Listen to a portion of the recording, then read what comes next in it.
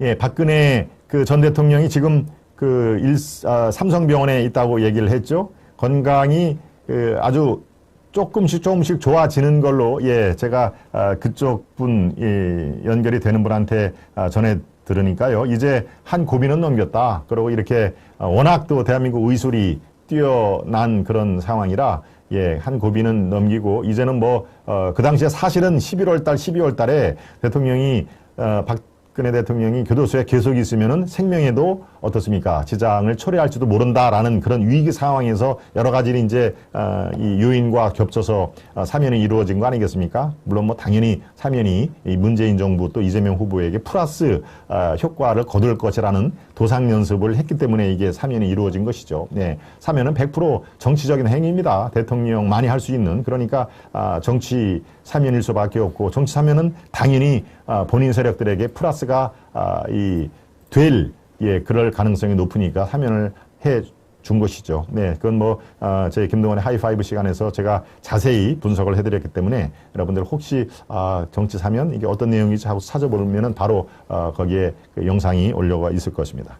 네. 박근혜의 메시지가, 고도의 메시지가 나올 것으로 본다라는 게 누구의 말일까요? 네. 바로 이준석. 여러분들이 요즘에는 정말 아주, 별로, 이 얼굴도 별로 보는 것도 편편치 않다라고 많은 분들이 얘기를 하는데요. 이제 이런 얘기를 했습니다. 박근혜는 정치적인 단수가 매우 높은 분이다. 예, 따라서 자기는 박근혜 대통령의 가만히 있을 것이다라고 하는 당초의 예상과는 달리 고도의 정치적인 메시지를 낼 거라고 본다라고 아주 자신 있게 얘기를 했습니다. 글쎄요, 뭔가 이렇게 감이 잡히는 게 있어서 얘기를 한 걸까요? 네, 제가 조금 더 보완을 해드리도록 하겠습니다. 네, 박 대통령이 크게 득이나 실이 날 메시지는 던지지 않을 것으로 본다. 지난 31일 특별 사면된 박 대통령은 이르면 2월 초 병원에서 퇴원할 예정인데요. 네, 그 관련돼서 박 전 대통령 사면 소식을 듣고 처음 했던 얘기가 우리 당은 국정농단 사태가 발생한 것에 대해 아직까지도 강한 책임을 느끼고 반성하겠다는 메시지를 낸 것이었다. 그렇다면 그것에 발맞추어서 후보가 낼 수 있는 메시지는 뭔지가 명확했는데 적시에 적절한 메시지가 나온 것은 아닌 것 같다. 한 달 사이에 후보 지지율이 15%포인트 남짓 빠졌다고 하면 누군가는 책임을 져야 하는데 그런데 아무도 이게 문제라 생각하지 않고 책임을 지지 않으니 그 책임이 모두 후보한테 가는 것이다. 네, 그래서 이런 상황을 종합적으로 감안하면은 정치에 매우 밝은 박근혜 대통령이 가만히 있지를 않고 아주 고단수 여러 가지를 녹여서 단수가 높은 고단수의 정치 메시지를 낼 거라고 자기는 확실한다라고 얘기를 했는데요. 그래서 여러분들은 어떻게 생각하십니까? 박근혜 대통령이 메시지를 내는 게 좋다고 생각하십니까? 안 내는 게 좋다고 생각하십니까? 또는 낸다면은 어떤 방향의 메시지를 내는 게 좋다고 여러분들은 생각을 하시는가요? 네, 여러 가지 시각이 있을 수는 있겠습니다만은 네, 아그로님, 오계절님, 안동희님, 무궁화님, 네, 많은 또 이 논쟁이 지금 벌어진 것 같으네요. 네, 햇들날님, 와이님, 네, 좋습니다. 네, 오늘 윤석열 후보와 이재명 후보가 새해 첫 그 방문지가 어딘지 여러분 혹시 기억이 나십니까? 첫 방문지가 바로 이 증권거래소입니다. 예, 증권거래소.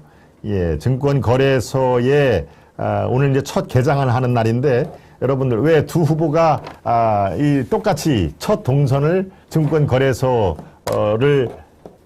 택했을까요? 네, 바로 증권 투자하는 분들이 우리 이 시청자 여러분들도 적지 않으실 줄로 믿습니다만은 이른바 동학개미들, 네, 동학개미, 서학개미라고 얘기를 하죠. 동학개미는 순수하게 국내 주식을 투자하는 분들은 이제 동학, 그 다음에 서학개미들은 미국이라든가 이 선진 자본시장에 투자하는 분은 서학개미, 이렇게 이제 증시에서는 얘기를 하는데요. 동학개미 숫자가 수천만입니다. 거의 간접 투자까지 포함하면은 1,500만 명이 넘습니다. 네, 그러니까 이 계층도 무시를 못하는 것이죠. 그래서 두 캠프에서 이제 머리를 짜냈을 겁니다. 뭔가 1월 3일 날 새롭게 출발하는 그리고 득표에도 도움이 되는 어디를 갈까 그러다가 똑같이 증권거래소를 방문을 한 것입니다.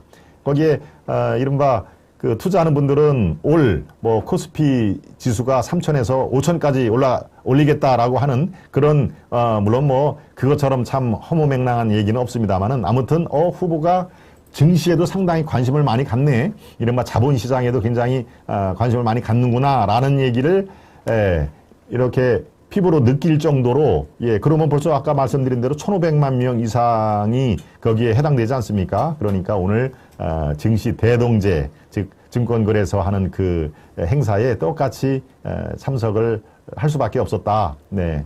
그런 그 상황인 것이죠. 네. 증시 투자하는 분들은 글쎄요. 두 후보가 아마 가서 그렇습니다. 이 증시 거래세 이것도 마찬가지로 세금이 나가죠. 이 주식을 팔고 살 때 세금이 나가지 않습니까? 아마 이제 거래소도 더 경감해 주겠다. 뭐 이런 것들이 이제 그 공약으로 발표가 될 겁니다. 그리고 증시를 지금 3,000포인트에서 4,000포인트로 올리려면은 어떻게 해야 되느냐. 증시 관계자들 얘기를 들어보고 아마 그게 이제 경제정책에 반영이 되겠죠. 네.